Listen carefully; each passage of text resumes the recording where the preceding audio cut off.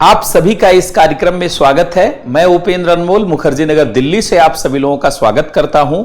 1 अक्टूबर को आपने आरएसपीटी का एग्जाम दिया।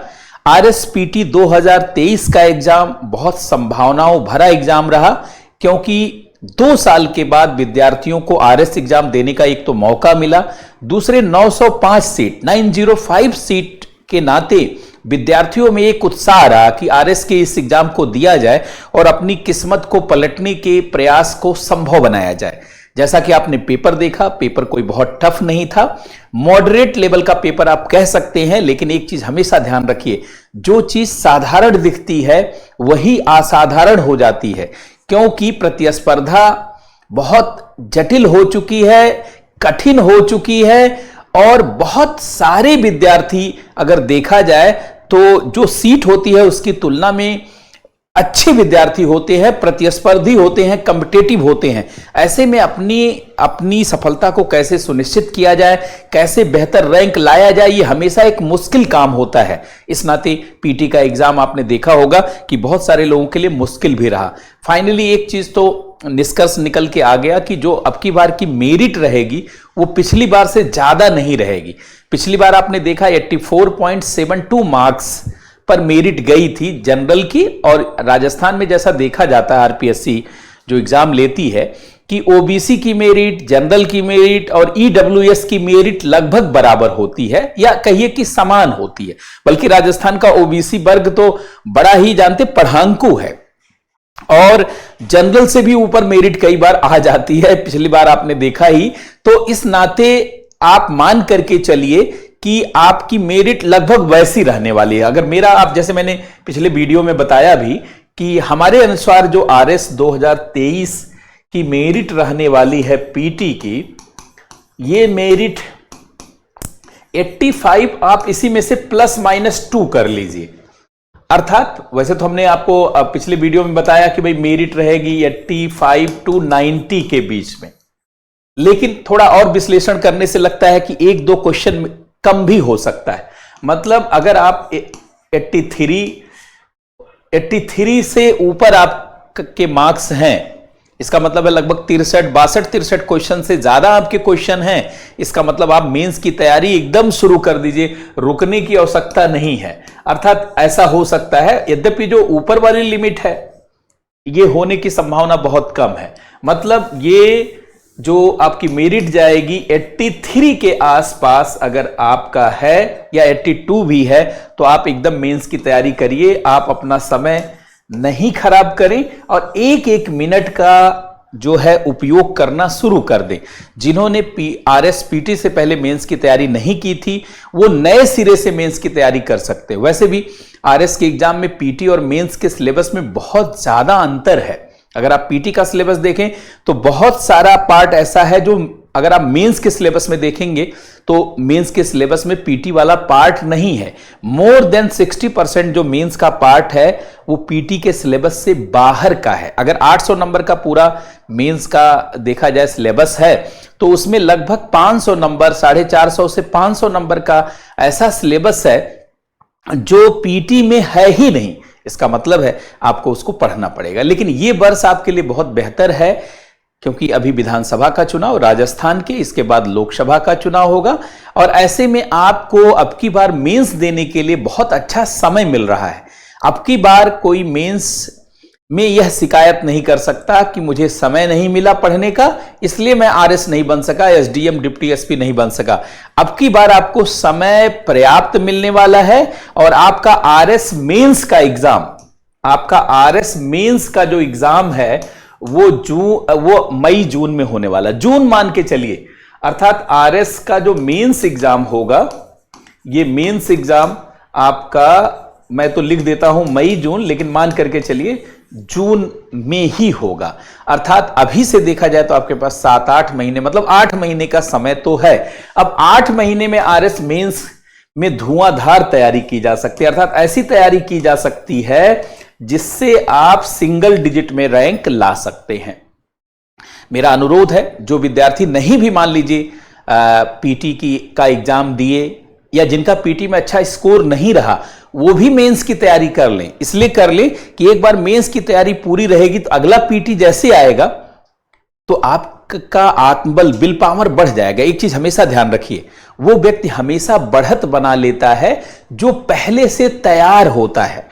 आपको मैं बराबर एक अमेरिकी राष्ट्रपति का एग्जाम्पल देता हूं, कैल्विन कूलिज। कैल्विन कूलिज दुनिया के ऐसे व्यक्ति रहे हैं जिनको सबसे सफल व्यक्ति माना जाता है। वो अमेरिका में शुरू में काउंसलर बने, बाद में मेयर बने, फिर हाउस ऑफ रिप्रेजेंटेटिव के मेंबर बने, सीनेट के भी मेंबर बने, गवर्नर रहे, उपराष्ट्रपति रहे और 1921 से लेकर 26-27 के बीच में वो राष्ट्रपति भी रहे। तो एक पत्रकार ने उनसे पूछा कि आप इतने सफल कैसे हो गए? तो उन्होंने कहा, जब भी कोई अवसर आता था मैं लाभ उठा लेता था। तो पत्रकार ने पूछा, कैसे पता चलता था कि अपॉर्चुनिटी, अवसर आया हुआ है? उन्होंने कहा, मैं पहले से ही तैयार रहता था।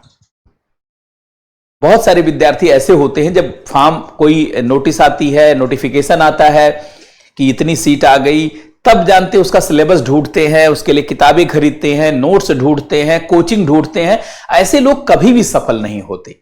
सफल ऐसे विद्यार्थी होते हैं जो पहले से ही, जिनका एक प्रोग्राम होता है कि यहां मुझे जाना है, इसमें मुझे टॉप करना है, और पहले से उनकी तैयारी होती। कम से कम 50-60% काम वो पहले से ही कर लेते हैं, जिससे मानसिक बढ़त मिल जाती है। और जो मानसिक रूप से बढ़त प्राप्त कर लेता है, सफलता का वर्ण वही करता है। यकीन मानिए, जितनी भी बड़ी सफलताएं हैं वो संसाधन से, ज्ञान से और कौशल से ही नहीं प्राप्त की जाती हैं। उसके लिए आत्मबल, विल पावर और एक सही मन स्थिति का होना बहुत जरूरी है। और सही मन स्थिति कैसे आती? हमारे कहने से नहीं आ जाएगी।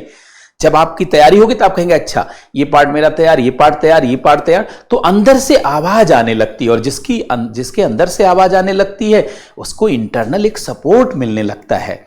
फिर उसकी मन स्थिति और उसका उत्साह, उसका उमंग और उसकी चेतना ज्यादा सक्रिय हो जाती है।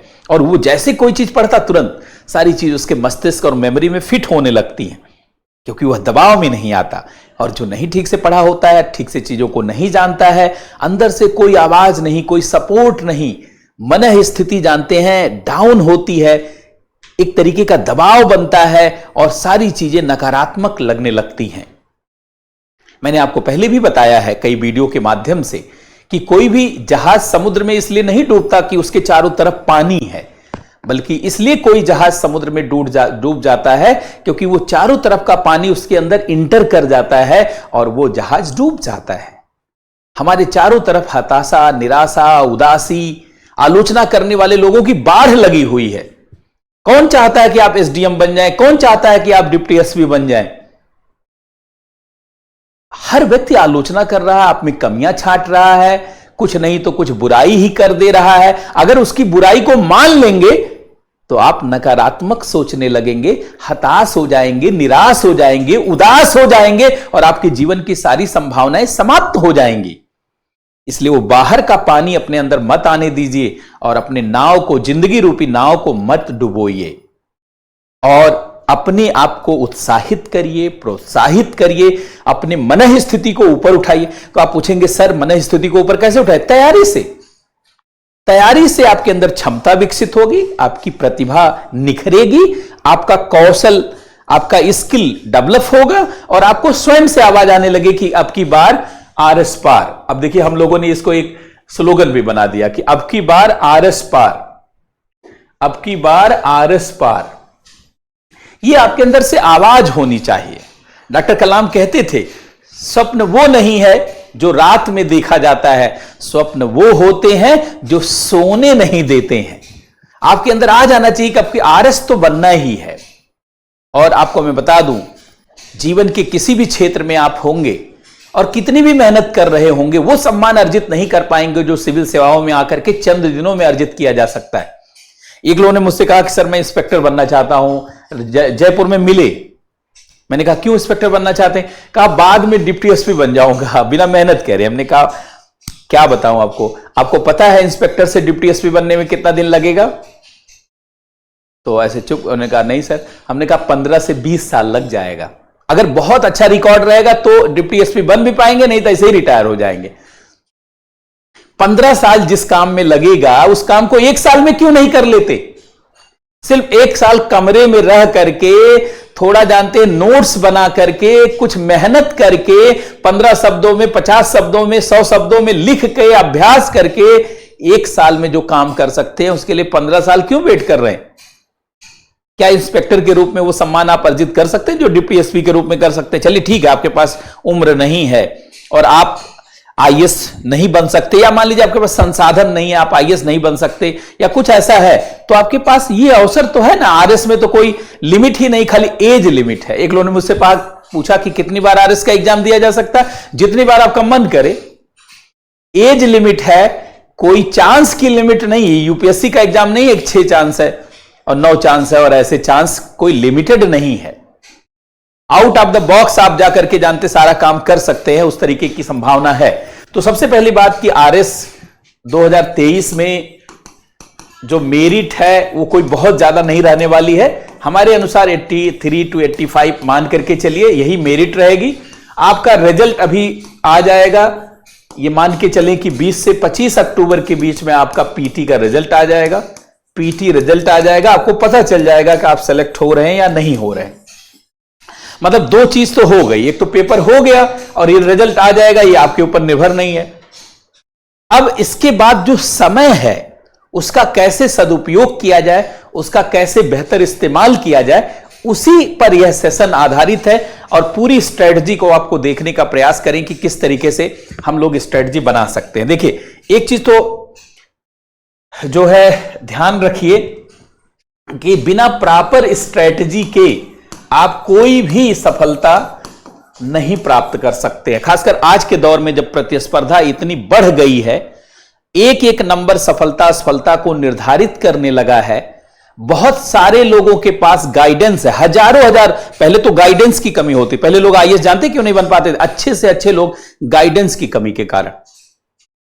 जितने मेहनत में वो टीचर बनते थे, क्लर्क बनते थे, उतने ही मेहनत में दूसरा आईएएस बन जाता था, बशर्ते उनके पास क्लर्क का गाइडेंस था, क्लर्क बनने का, और किसी के पास आईएएस बनने का गाइडेंस था। ये एमपी में जानते हैं, डीजीपी से पिछले साल मेरी बात हुई भोपाल में, एक सेमिनार में हम लोग साथ थे। तो मैंने कहा, आप ऐसी बातचीत होने लगी, मैंने कहा आप आईपीएस कैसे बने? उन्होंने कहा सर हमारा टीचर में नहीं हो पाया इसलिए आईपीएस बन गया। हमने कहा क्या बात कर रहे हैं? उन्होंने कहा सर टीचर का एग्जाम हम देना चाहते थे लेकिन हमारी तैयारी थी नहीं तो हम फेल हो गए। तो फिर लेकिन हम जिसके साथ दिल्ली में रह रहे थे तो उनके घर में एक आईएएस थे, तो मैंने उनसे पूछा, बताया, तो उन्होंने कहा तुम आईएएस का एग्जाम दे दो। तो हमने पूछा क्या क्या होता है? उन्होंने कहा ये होता है और हमारे घर में कुछ किताबें पड़ी हुई हैं, हमारा भाई तैयारी करता था, ले लो तुम उसको पढ़ो। उन्होंने कहा वो किताब मैंने पढ़ी, एग्जाम दिया, आईपीएस हो गए, 88 बैच।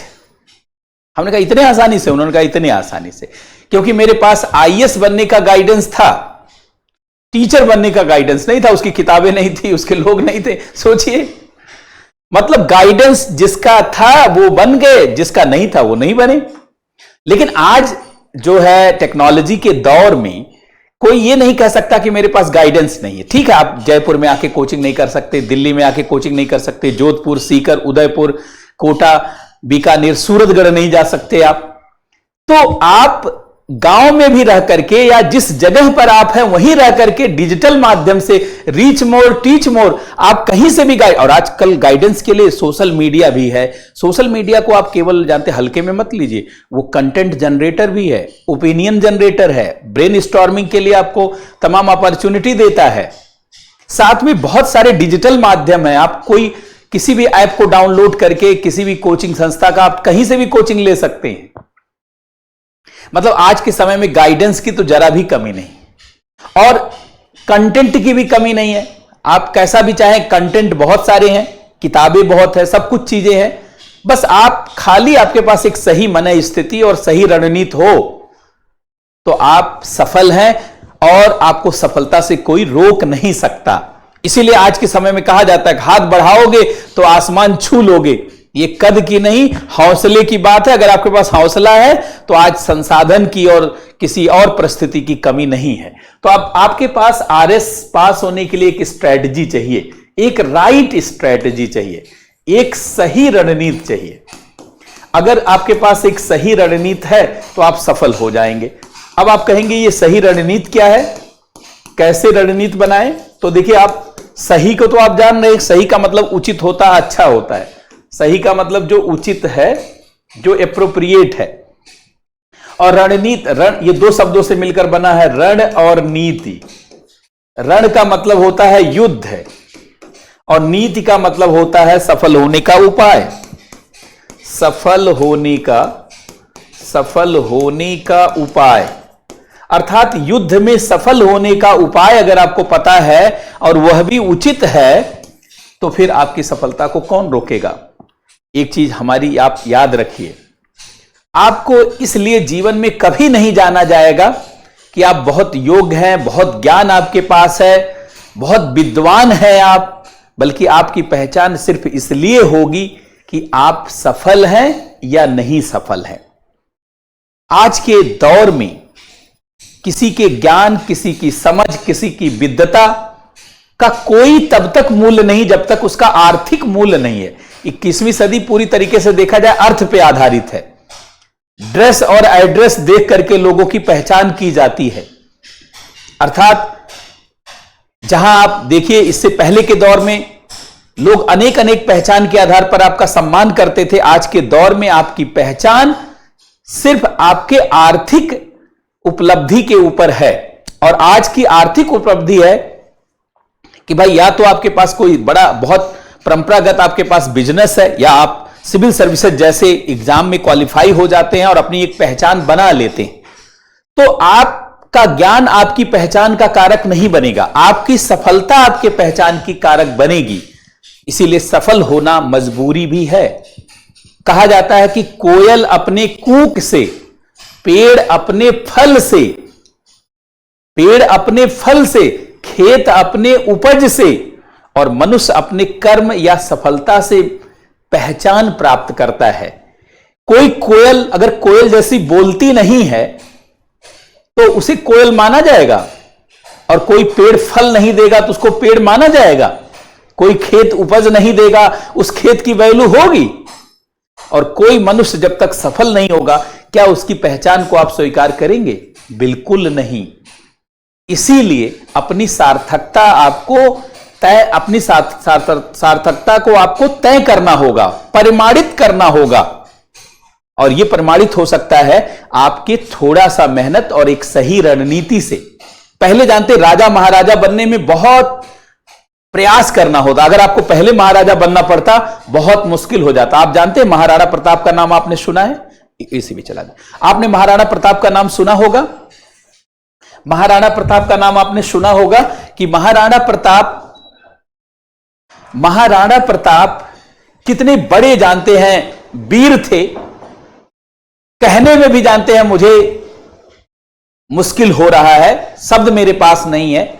महाराणा प्रताप का जब नाम आता है तो जानते हैं रोंगटे खड़े हो जाते हैं। आप लोग तो उसी भूमि से हैं। आप लोगों में से बहुत सारे लोगों का जन्म ही, क्षेत्र ही मेवाड़ होगा। मेवाड़, मारवाड़, सिखावटी, हड़ौती, ये वीरों की भूमि है। राजस्थान कोई सामान्य भूमि नहीं है। राजस्थान की हर मिट्टी में बलिदान जानते हैं छिपा हुआ है। पहले आप महाराणा प्रताप जैसे भी होते तो मेवाड़ भी आपके लिए, मेवाड़ जैसा राज्य मैक्सिमम प्राप्त होता। मेवाड़ जैसा राज्य मैक्सिमम प्राप्त होता। आप जानते पहले राजा बनने के लिए क्या करना पड़ता था? घुड़सवारी सीखनी पड़ती थी। तो तरह तरह की जानते चुनौतियों, भाला चलाना, धनुष चलाना, तलवार चलाना, बरसों अभ्यास करना पड़ता था। तब छोटी सी एक रियासत मिलती थी। छोटा सा जानते एक आपके पास कहने के लिए जानते राजा हो गए, क्या राजा हुए। आज मात्र जानते 1-1.5 साल की मेहनत से, 2 साल की मेहनत से, कमरे में बंद होकर के आप ऐसी सफलता प्राप्त कर सकते हैं, पूरे भारत के राजा हो सकते हैं। आप कैबिनेट सेक्रेटरी बन सकते हैं, आप चीफ सेक्रेटरी बन सकते हैं, और आरएस में सफल होकर के राजस्थान के शीर्ष अधिकारी, पूरे राजस्थान के राजा बन सकते हैं। जो महाराणा प्रताप को जो उपलब्धि नहीं प्राप्त हो पाई, आरएस के माध्यम से वो उपलब्धि आपको प्राप्त हो पाएगी। यह दम है आज के दौर में। और एग्जाम के माध्यम से यह संभव होता है। एक लोगों ने कहा सर एग्जाम से क्या हो जाएगा? अरे एग्जाम से वो हो जाएगा जो इतिहास में नहीं हुआ है। आप एग्जाम को जानते, सामान्य मत लेने का प्रयास करिए। हां, लेकिन एग्जाम में कौन व्यक्ति सफल होगा उसके लिए कुछ शर्तें हैं।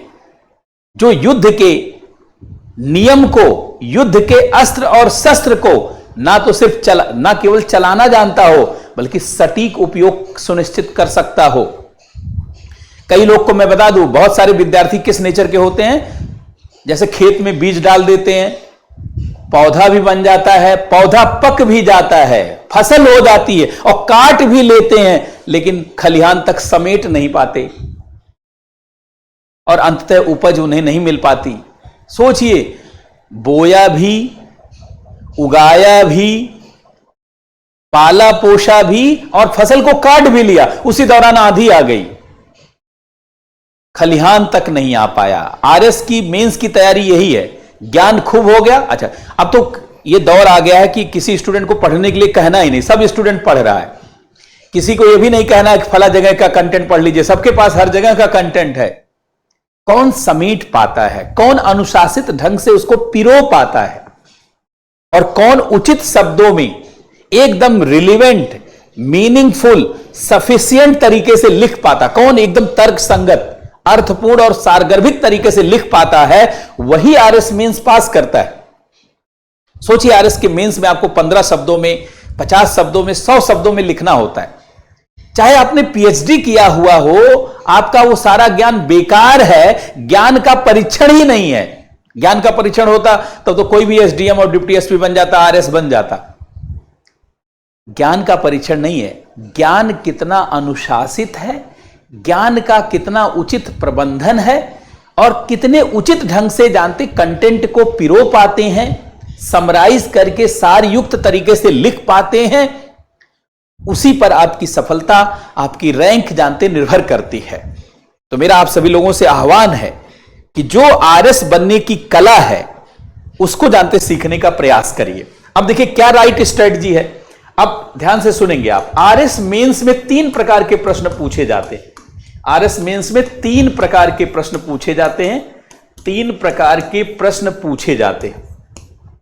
एक तो 2 नंबर वाले प्रश्न होते हैं जो कि 15 शब्दों में पूछे जाते हैं, 15 वर्ड। और 15 वर्ड जानते हैं, एक लाइन होता है 1.5 लाइन के आसपास, मतलब 1 से 2 लाइन होता है या 1.5 लाइन मैक्सिमम। 1.5 लाइन से ज्यादा क्या लिखेंगे, एक लाइन में 10-12 शब्द आता ही है, तो मतलब 1.5 लाइन का हुआ। दूसरे प्रकार के प्रश्न पूछे जाते हैं 5 नंबर के, ये 50 शब्दों में पूछे जाते हैं, ये 50 शब्द में पूछे जाते हैं। और तीसरे प्रकार के प्रश्न 10 अंक के पूछे जाते हैं और ये 100 शब्दों में पूछे जाते हैं। तो एक लोगों ने मुझसे कहा कि बड़ा आसान है, यहां पे तो बड़ा कम शब्द में। अरे कम शब्द में बात कहना ही सबसे टफ है।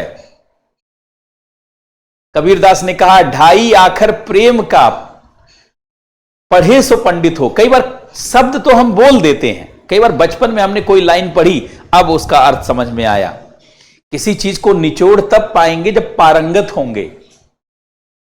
ज्यादा शब्दों में लिखना है, सुबह से शाम तक लिखना है, 10 कॉपी भर देना है, ये तो किसी के लिए भी आसान है। आपने देखा होगा हाई स्कूल, इंटर और बीए करते हुए, एमए करते हुए, बीएससी एमएससी करते हुए लोग कैसे कॉपी भरते हैं। जहां मौका मिला वहां भरते गए कॉपी का, और ये बड़ा गर्व के 5 कॉपी लिख के आए हैं। वही तो आसान है। प्रवचन देना बहुत आसान है, सुबह से शाम तक बात करना, लेकिन एकदम 15 शब्दों में, और वो भी सटीक ढंग से, ताकि वो पूरा जो प्रश्न है उसका उत्तर उसी में आ जाए। 5 नंबर वाले 50 शब्दों में सारी बात क्या, 50 शब्द आपको मैं बोलूं तो आपको आश्चर्य होगा। अब आश्चर्य क्या होगा, जो लोग आरएस का एग्जाम दे चुके हैं वो तो जानते हैं, लेकिन जो नए विद्यार्थी हैं, जो परिचित नहीं है या जो पहली बार एग्जाम दे रहे हैं, ये पूरा 1 से 1.5 लाइन, मतलब आप मैक्सिमम इतने लाइन में ये आंसर लिखना है, और ये 4 से 5 लाइन में लिखना है मैक्सिमम। अगर आप 10-10 शब्द भी लाइन में लिखते हैं तब मैं बोल रहा हूं, और कम से कम 12-13 शब्द तो एक लाइन में होता ही है जो कॉपी दी जाती है।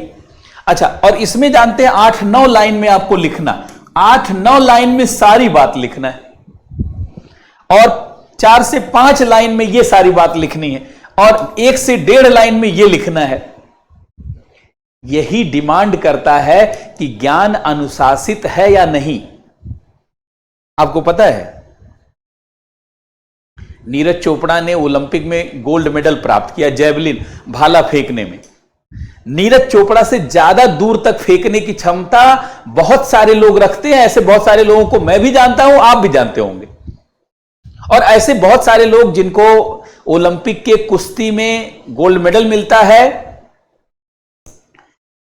आप जानते हैं।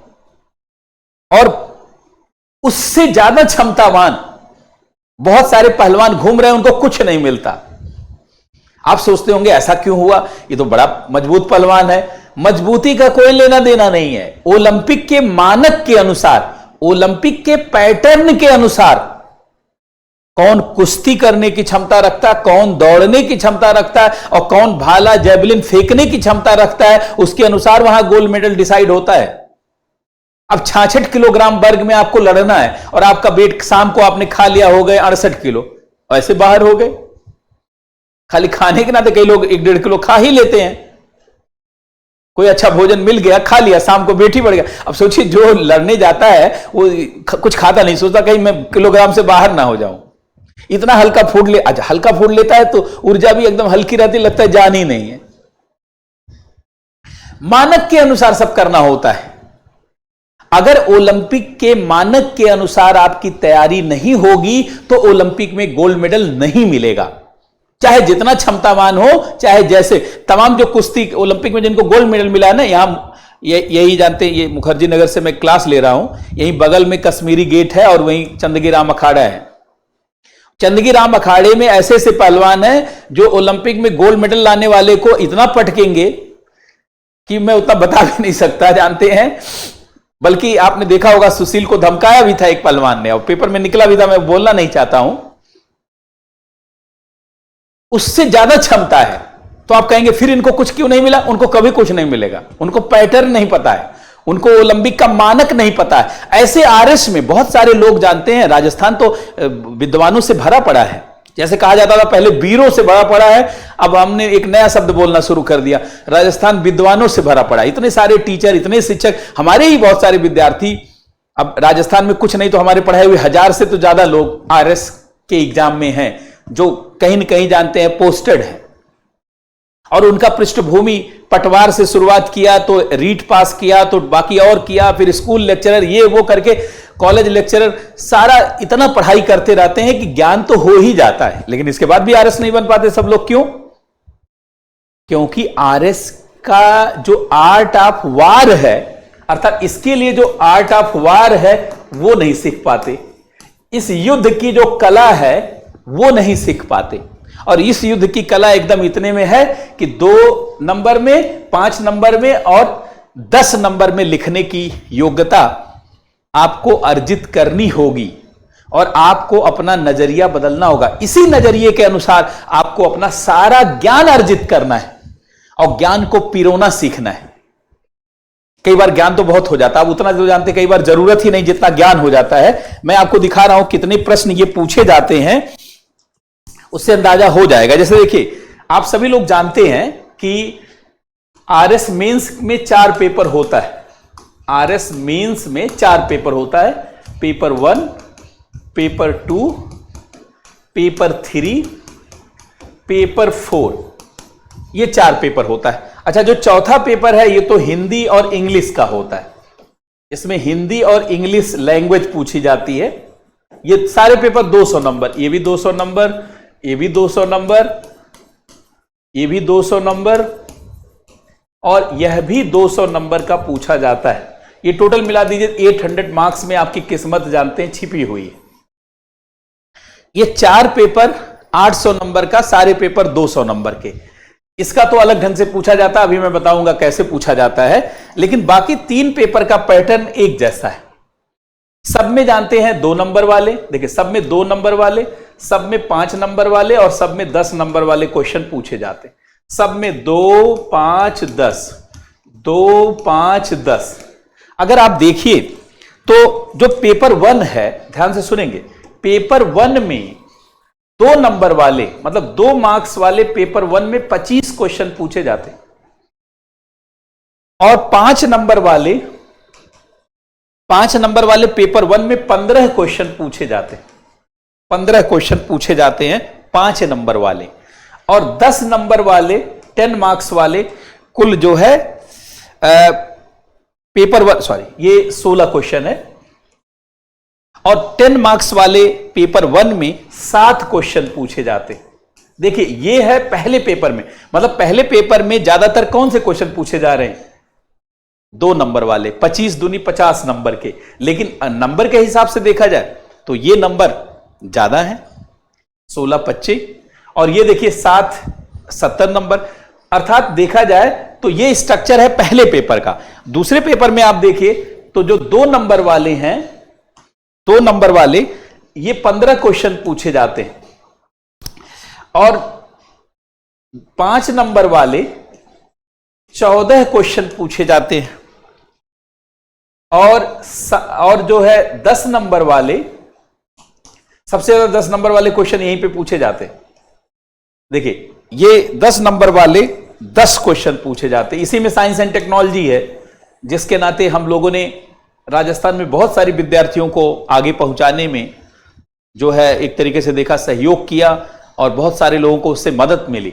अच्छा, यहां पर तीसरे पेपर में देख, अभी मैं ये भी चर्चा करूंगा कि किस पेपर में क्या क्या है, एक बार आप जानते होंगे, लेकिन एक बार आप यहां से भी सुन लीजिए और उसकी रणनीति भी सुन लीजिए। अच्छा, इसमें 2 नंबर वाले 25 क्वेश्चन, 5 नंबर वाले 16 क्वेश्चन जैसा पहले पेपर में, और 10 नंबर वाले 7 क्वेश्चन। अब देखिए जो पहले पेपर और तीसरे पेपर का पैटर्न एक जैसा है। 2 नंबर वाले 25 क्वेश्चन, 2 नंबर वाले 25 क्वेश्चन, 5 नंबर वाले 16 क्वेश्चन, 5 नंबर वाले 16 क्वेश्चन, 10 नंबर वाले 7 क्वेश्चन, तो 10 नंबर वाले 7 क्वेश्चन, लेकिन 10 नंबर वाले 10 क्वेश्चन, मतलब 100 नंबर का तो बड़ा है, और 100 नंबर में बाकी ये दोनों है, 100 नंबर में बाकी ये दोनों। तो ये 3 पेपर का जो स्ट्रक्चर है इस तरीके का है। और अगर चौथे पेपर को आप देखें, ध्यान से देखेंगे, अगर चौथे पेपर को आप देखें, ये बड़ा आसान पेपर माना जाता है, लेकिन इसी के नाते ही रैंक आती है। पिछली बार मेरी ही स्टूडेंट रही हैं मुक्ता राव, उनकी पहली रैंक रही है 2018 के आरएस में। 2021 का तो रिजल्ट नहीं आया है, और मुक्ता राव का अगर आप मेंस का मार्कशीट देखें तो आप देखेंगे उन्होंने इस पेपर में अचीव किया है बहुत अच्छा नंबर, और खासकर हिंदी में अच्छा नंबर उन्होंने अचीव किया। देखिए जो चौथे पेपर में लीड कर जाता है, और चौथा पेपर की तैयारी करने में मैक्सिमम 10 दिन लगता है, हिंदी को तैयार करने में तो 3 से 4 दिन, खाली बस नोट्स आपको जुटाना है, कंटेंट जुटा लीजिए। तो अब देखिए इसका भी मैं स्ट्रक्चर चर्चा कर दूं, तब पूरे बात पे आता हूं ताकि आपको पूरी बात समझा सकूं। पेपर 4 में देखिए हिंदी है। अच्छा, हिंदी में एक चीज है फिक्स है, देखिए जरा, हिंदी से 120 नंबर का क्वेश्चन आता है, उसमें व्याकरण से इसलिए नंबर उठ जाता है। देखिए व्याकरण से 50 नंबर का, लेखन से 50 नंबर का, लेखन से जानते हैं 50 नंबर का, और निबंध से 20 नंबर का। निबंध यहां 20 नंबर का पूछा जाता है, यूपीएससी में 250 का पूछा जाता है, यहां 20 नंबर का, यहां अलग प्रकार का। तो देखिए टोटल 120 नंबर हिंदी से पूछा जाता है, और हिंदी तैयार करना कोई जानते हैं कठिन काम नहीं, बहुत आसान है। कहीं किसी भी कोचिंग का आप नोट्स ले लीजिए, राजस्थान जयपुर में गोपालपुरा बाईपास पे बहुत सारी कोचिंग हैं जो पढ़ा रही हैं, किसी का नोट्स भी कॉपी करवा लेंगे और उसको रट भी लेंगे आप, तो ये काम कर ले जाएंगे। अच्छा, इंग्लिश में से टोटल 80 नंबर के क्वेश्चन पूछे जाते हैं, जिसमें ग्रामर से 20 नंबर के पूछे जाते हैं, जबकि हिंदी में ग्रामर से 50 नंबर का पूछा जाता है। कंप्रीहेंशन से 30 नंबर का, कंप्रीहेंशन से 30 नंबर का क्वेश्चन पूछा जाता है, और कंपोजिशन से भी 30 नंबर का, कंपोजिशन से भी 30 दूनी 60 और 20 80, अर्थात टोटल 80 मार्क्स का क्वेश्चन इंग्लिश से पूछा जाता है। तो ये इसका अलग स्ट्रक्चर है। इसमें 2 नंबर वाले, 5 नंबर वाले और 10 नंबर वाले क्वेश्चन नहीं पूछे जाते थर्ड पेपर में। बाकी पेपर 1, 2 एंड 3 इसमें आप देखिए जो है ये 2 नंबर वाले, 5 नंबर वाले और 10 नंबर वाले क्वेश्चन पूछे जाते हैं। तो एक बार आपको ये समझ में आ गया कि किस तरीके से वेटेज है क्वेश्चन में अंकों का और उस अंक के अनुसार कैसे आपको लिखना है। मतलब आपके लिखने का जो दायरा है वो बहुत ही सारयुक्त होना चाहिए, बहुत ही परिष्कृत होना चाहिए, क्योंकि 15 शब्दों में लिखना एक कठिन काम है।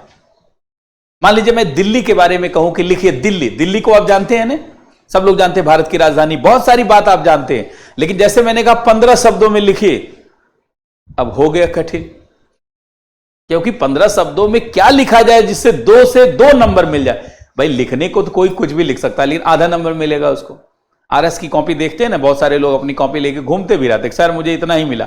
अरे क्यों नहीं मिलेगा? जब आप एप्रोप्रिएट नहीं लिखेंगे। भाई हम लोगों के विद्यार्थियों का अंक क्यों ज्यादा रहता है? क्योंकि हम लोग इसी पे जो है उनके टैलेंट को निखारते हैं, विकसित करवाते हैं, कौशल विकसित करवाते हैं।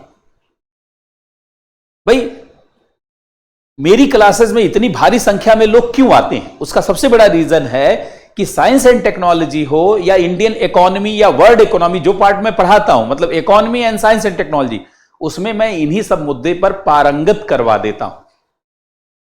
ना केवल आपके सिलेबस को पढ़ाना, बल्कि उस सिलेबस के अनुसार आपके अंदर उस कौशल को विकसित करवाना, उस क्षमता को लाना और उसके लिए आपकी मन स्थिति को तैयार करवाना, यह हम लोगों का प्राथमिक उद्देश्य होता है। वैसे भी कहा जाता है एक शिक्षक का दायित्व होता है कि वह अपने विद्यार्थियों के पढ़ाई लिखाई की भार को कम करे, उसको एक सही दिशा दे और वही करे जिससे उसको सफलता मिले। कहा जाता है जिस प्रकार से माता पिता का दायित्व होता है कि वह अपने बच्चों के जीवन के भौतिक भार को कम कर देता है, उसके लिए मकान बना देता है, घर मकान बना देता है, गाड़ियां खरीद देता है, बहुत सारी सहूलियत दे देता है, जिसके नाते बच्चों को कम मेहनत करना पड़ता है। ऐसे एक शिक्षक का काम होता है उसके पढ़ाई लिखाई के भार को कम करना।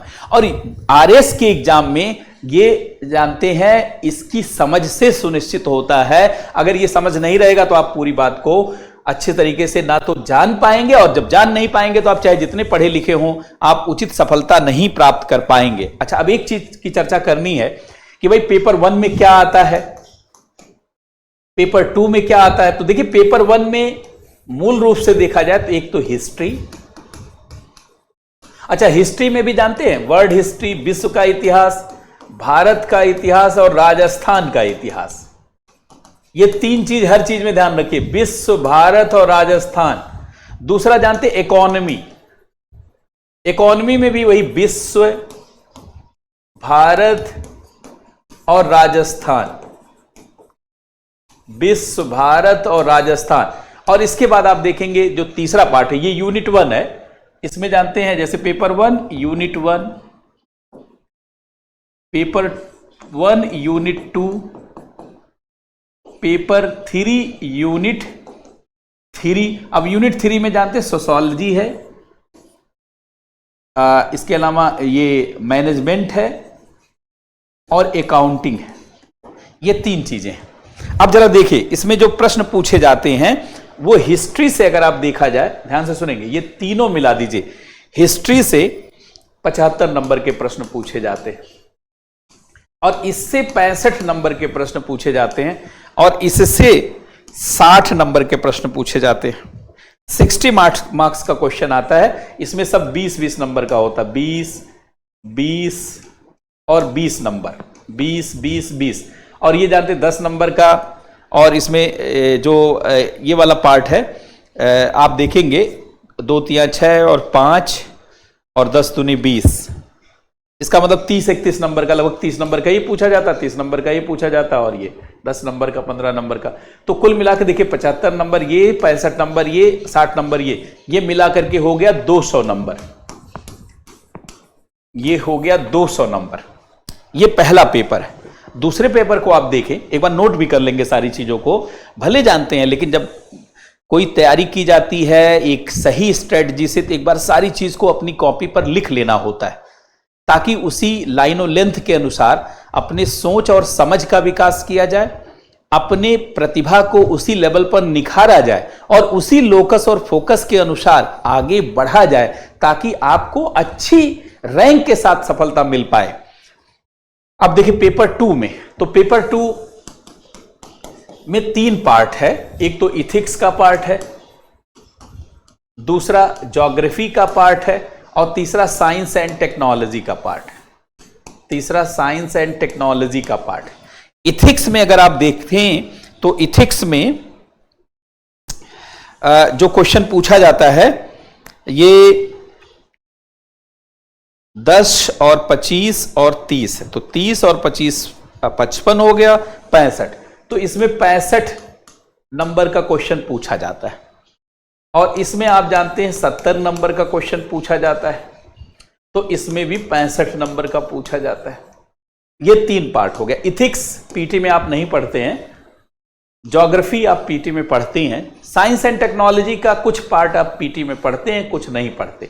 अब देखिए ये 200 नंबर का यहां से आता है। ये दूसरा पेपर बहुत स्कोरिंग है, बहुत स्कोरिंग है। इसीलिए कहा जाता है कि दूसरे और चौथे पेपर को जिसने मजबूत नहीं किया वो आरएस में सही रैंक या टॉपर तो नहीं बन सकता। आरएस में अगर टॉपर बनना है आपको तो ये क्ल्यू जान लीजिए आप, आरएस टॉपर बनना है अगर तो आपको क्या करना होगा, पेपर 2 और पेपर 4 पे टूट पड़ना होगा। और पेपर 2 जानते इथिक्स 3 ही पार्ट है, इथिक्स, ज्योग्राफी और साइंस एंड टेक्नोलॉजी, और पेपर 4 हिंदी और इंग्लिश है। तो पेपर 4 तो करना आसान है, पेपर 3 में पार्ट कम है लेकिन सिलेबस थोड़ा ठीक ठाक तरीके का है। इस पर आपको अपनी सोच और समझ को जागृत करना होगा और उस लेवल पर आना होगा जिस तरीके से आरएस के एग्जाम में पूछा जाता है। इसमें भी जानते हैं अलग अलग क्वेश्चन कैसे पूछे जाते हैं, क्या पूछे जाते हैं, वो हम लोग अलग चर्चा कर लेंगे। ये पेपर 2 है। अच्छा, पेपर 3 में बहुत ज्यादा पार्ट है। पेपर 3 में सबसे ज्यादा सब्जेक्ट है। अगर आप देखिए पेपर, इसमें भी यूनिट 1 में है पॉलिटी और आईआर है। इसमें पॉलिटी, कॉन्स्टिट्यूशन और आईआर है। ये 75 नंबर का है, इतने मार्क्स का है। यूनिट 2 में पब्लिक एड है। आप कहेंगे सबसे ज्यादा आपने क्यों कहा सब्जेक्ट है, क्योंकि पॉलिटी के साथ आईआर है, एक सब्जेक्ट ज्यादा हो जाता है। पेपर 1 और पेपर 3 दोनों लेंदी है लेकिन पेपर 3 कुछ ज्यादा ही लेंदी है। इसमें पब्लिक एड 65 मार्क्स का पूछा जाता है। पेपर यूनिट 3 जो है इसमें कई चीजें हैं। एक तो स्पोर्ट है जिसको आप खेल कहते हैं, स्पोर्ट है, इसी में योगा भी है, स्पोर्ट एंड योगा। दूसरा इसी में बिहेवियर है और इसी में लॉ है। इसी में बिहेवियर है और इसी में लॉ है। और ये सब 20-20 नंबर के, 20 नंबर, 20 नंबर और 20 नंबर। तो 20 नंबर का लॉ, 20 नंबर का बिहेवियर और 20 नंबर का स्पोर्ट और योगा, और ये मिला दीजिए टोटल हो गया 200 नंबर का। ये लेंदी पेपर, सबसे लेंदी पेपर माना जाता है। पढ़ा तो इसको जाता है लेकिन जानते फोकस किया जाता है सेकंड और फोर्थ पेपर पर ज्यादा। अब देखिए हम लोगों की रणनीति क्या होना चाहिए। सारे पेपर आपने देख लिया और आपने क्वेश्चन 15 शब्दों में, 50 शब्दों में, 100 शब्दों में पूछे जाते हैं, 2 नंबर, 5 नंबर, 10 नंबर में, ये भी देख लिया आपने। अब हम लोगों को कैसे आगे बढ़ना है, तो देखिए सबसे पहले तो ये देखिए कि पीटी में आपने क्या पढ़ा है और मेंस में क्या अलग है। देखिए पीटी में आपने क्या पढ़ा है, आपने क्या पढ़ा है, पहले तो ये देख लीजिए क्या पीटी में आपने पढ़ा है। अब पीटी से मेंस में क्या अलग है, तो पीटी में सारे कोर सब्जेक्ट तो आप पढ़ लेते हैं, जैसे आपने हिस्ट्री पढ़ा है, जैसे आपने पॉलिटी पढ़ा है, जैसे आपने ज्योग्राफी पढ़ा है, जैसे आपने इकोनॉमी पढ़ा है, जैसे आपने जनरल साइंस और थोड़ा बहुत साइंस एंड टेक्नोलॉजी भी पढ़ा है। ठीक है, आपने हिस्ट्री भी पढ़ा, पॉलिटी पढ़ा, ज्योग्राफी पढ़ा, इकोनॉमी पढ़ा, general science, science and technology पढ़ा, और राजस्थान को खूब आपने पढ़ा। मतलब राजस्थान की हिस्ट्री पढ़ा, राजस्थान की ज्योग्राफी पढ़ा, राजस्थान की इकोनॉमी पढ़ा, राजस्थान की सारी चीज आपने पढ़ लिया यहां पे। मतलब इतने पार्ट तो आपके तैयार हैं। तो अब मेंस में देखना होगा कि क्या आपने नहीं पढ़ा।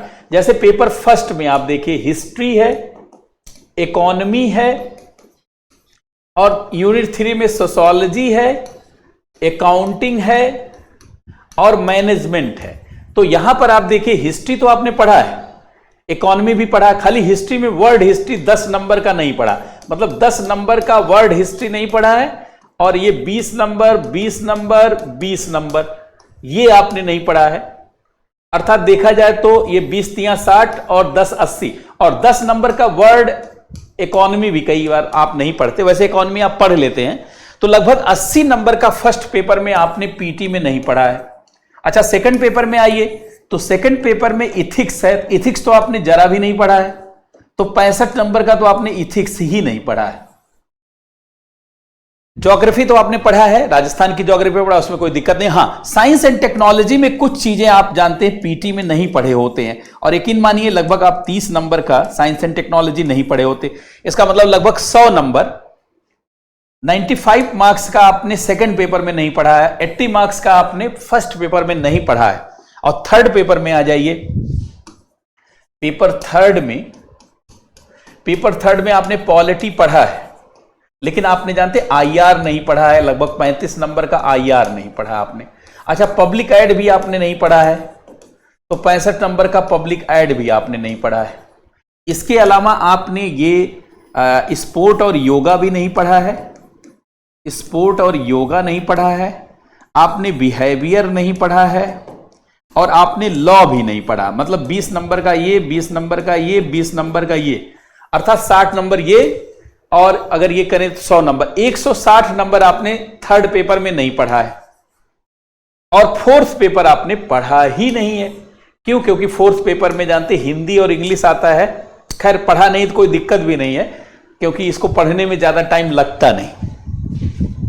तो अगर ये आपको आइडिया हो गया कि क्या नया पढ़ना है और क्या पढ़ा हुआ है, तो सबसे पहले जानते ध्यान रखना होता है कि हम ये चीज पढ़े हुए हैं, इसमें हमें थोड़ा सा और मेहनत करना, लेकिन जो नहीं पढ़े हुए हैं उसको पढ़ना पड़ेगा। जैसे फर्स्ट पेपर में आपने ये सब नहीं पढ़ा जो मैं अभी दिखा रहा था, यहां दोबारा देख लीजिए आप कि फर्स्ट पेपर में आपने 80 नंबर का नहीं पढ़ा। अगर मैं नंबर जोड़ देता हूं, देखिए फर्स्ट पेपर में आपने 80 नंबर नहीं पढ़ा है, सेकंड पेपर में आपने 95 नंबर नहीं पढ़ा है, और थर्ड पेपर में 160। तो देखिए 80 नंबर फर्स्ट पेपर में आपने नहीं पढ़ा है, सेकंड पेपर में आपने 95 नंबर नहीं पढ़ा है, थर्ड पेपर में आपने 160 नंबर नहीं पढ़ा है, और फोर्थ पेपर में आपने 200 नंबर नहीं पढ़ा। तो जरा देखिए आप कितने नहीं पढ़े हैं, लगभग 360 ये हो गया, इसको मैं 400, तो 475 नंबर तो आपने पढ़ा ही नहीं। 475 नंबर, 300 200 300 400 नहीं, और हो गया ये देखिए 200 नंबर, तो ये 360 और ये 460 हो गया, और 75,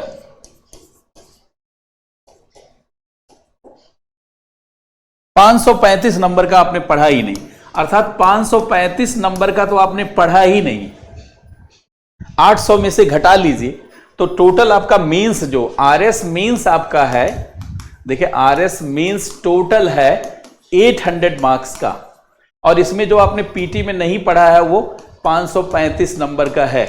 तो इसका मतलब है कि 5 नंबर, और ये 9 में से 3 गए 6 नंबर, और ये 7 में से 5 गए 265। इसका मतलब इतना ही आपने देखा जाए पढ़ा है, और जो पढ़ा है उसमें मतलब जो पढ़ा है उसमें कम से कम कमोबेश आपके पास ज्ञान तो है, मतलब उसमें लिखने की कला ज्यादा सीखना है, समेटने की कला सीखना है, बाकी में आपको पढ़ करके नोट्स भी बनाना है। मतलब मेंस में देखा जाए तो एक रणनीति क्या है भैया, नोट्स बनाने की, वार नोट्स बनाने की, वार नोट्स क्या बनाने की, कि मेंस का वह भाग जो पीटी में नहीं है, वह भाग जो पीटी में नहीं है, एक तो इसका नोट्स, नंबर 2 मेंस का वह भाग जो पीटी में है, मेंस का वह भाग जो पीटी में है, ये दूसरा पार्ट है। और तीसरा पार्ट है वो करंट से अपडेट है कि नहीं, करंट से अपडेटेड मतलब हाईली अपडेटेड, हाईली अपडेटेड एकदम अपडेट करते हो। मतलब 3 काम आपको करना है नोट्स बनाने के लेवल पे। 3 काम आपको करना है। वार नोट्स, वार नोट्स किसे कहा जाता है कि नोट्स 3 प्रकार का होता है। हमने बराबर कहा है कि जिस प्रकार से वैज्ञानिक बनने के लिए रिसर्च पेपर की जरूरत होती है, ऐसे आईएएस आईपीएस बनने के लिए, आरएस और आरपीएस बनने के लिए, अर्थात एसडीएम और डिप्टी एसपी बनने के लिए आपको एक अच्छे नोट्स की जरूरत है। और नोट्स जानते 3 प्रकार का होता है। एक क्लास नोट जो टीचर के साथ आप बनाते हैं। बुक्स की तो कोई वैल्यू नहीं है, क्योंकि बुक्स में लेखक की भाषा होती है और लेखक की भाषा में याद करना मुश्किल काम होता है। नोट्स में अपनी भाषा होती है। क्लास नोट में टीचर की भाषा होती है, लेकिन टीचर फिर भी सरल करके चीजों को लिखता है, करवाता है, ताकि विद्यार्थियों को आसान लगे। दूसरा फुट नोट होता है जो आप याद करने के लिए नोट्स बनाते हैं। और तीसरा होता है वार नोट्स जो एग्जाम के लिए बनाते हैं कि इस बार ये क्वेश्चन की संभावना है, ऐसे ऐसे प्रश्न आ सकते हैं। तो मैं वार नोट्स पे बात कर रहा हूं। आपको इतना तो नोट्स बनाना है। वह भाग जो पीटी में नहीं है, वह भाग जो मेंस का है लेकिन पीटी में है, और तीसरा हाईली अपडेट। अब ये हो जाए तो आपको क्या करना है, प्रैक्टिस एंड रिवीजन। अब देखिए, एक तो ध्यान रखें, सबसे पहले आपके पास सिलेबस होना चाहिए, वो मैंने बता दिया। फिर आपके पास प्रीवियस ईयर का क्वेश्चन पेपर होना चाहिए। आप कहेंगे ये क्यों होना चाहिए, ताकि नेचर ऑफ क्वेश्चन का पता चले कि कैसा क्वेश्चन आता है। नेचर ऑफ क्वेश्चन का पता चले कि किस प्रकृति के प्रश्न आते हैं। इसलिए कम से कम आरएस 2013, आरएस 2016 का दोनों पेपर, आरएस 2018 और आरएस 2021 के पेपर को चट कर डालिए। ज्यादा पेपर तो हुआ ही नहीं, आपको इतना पेपर देखना पड़ेगा। आरएस 2013, आरएस 2016 का दोनों पेपर, 1, 2, एक बार मई जून में, एक बार फरवरी में जो हुआ था। आरएस 2018, आरएस 2000, मतलब 5 पेपर तो आपको चट कर डालना है। ये 5 पेपर आपको, 5 सालों का पेपर आपको देख डालना है। तो इससे नेचर ऑफ क्वेश्चन का पता चल जाएगा। इसके बाद ट्रेंड एनालिसिस करिए, क्वेश्चन को देखिए, इंपॉर्टेंस ऑफ क्वेश्चन का पता चलेगा ट्रेंड एनालिसिस से कि भैया किस तरीके के प्रश्न जो है पूछे गए हैं। 2 नंबर वाले कितना, 5 नंबर, वो मैंने करवा ही दिया कि 2 नंबर वाले कितना है, 5 नंबर वाले कितना है, और 10 नंबर वाले प्रश्न कितने पूछे गए हैं। उससे ट्रेंड एनालिसिस हो गया।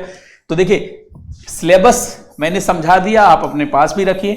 5 साल के क्वेश्चन पेपर को अगले 10 दिनों में रट डालिए। इसके बाद पूरे ट्रेंड एनालिसिस हमने कर दिया, दोबारा आप स्वयं कर डालिए। अब इसके बाद क्या बनाना हो रहेगा आपको, तो देखिए इतने काम है। ये सिलेबस जो आपके पास है, प्रीवियस ईयर क्वेश्चन पेपर नहीं है तो डाउनलोड कर लीजिए या ले लीजिए। तीसरा ट्रेंड एनालिसिस आपने मेरे साथ कर लिया, स्वयं अपनी कॉपी पे कर लीजिए। अच्छा, इसके बाद आप वार नोट्स बना लीजिए। वार नोट्स के बाद प्रैक्टिस और रिवीजन करिए। मतलब पहले तो रिवीजन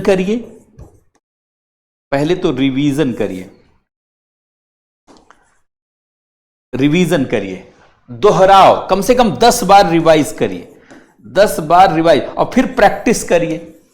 प्रैक्टिस के लिए आपको प्रैक्टिस सेट अर्थात टेस्ट सीरीज देखना पड़ेगा।